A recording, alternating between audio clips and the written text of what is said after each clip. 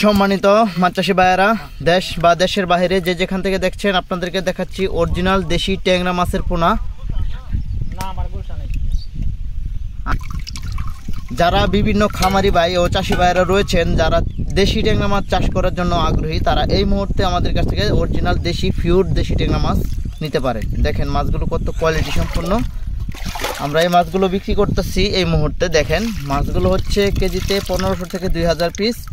আমরা 1 কেজি পোনা বিক্রি করতেছি আপনার 1600 টাকা কেজি, পার কেজি 1600 টাকা। দেখেন মাছগুলো কত কোয়ালিটি সম্পন্ন অরিজিনাল দেশি ট্যাংরা মাছ।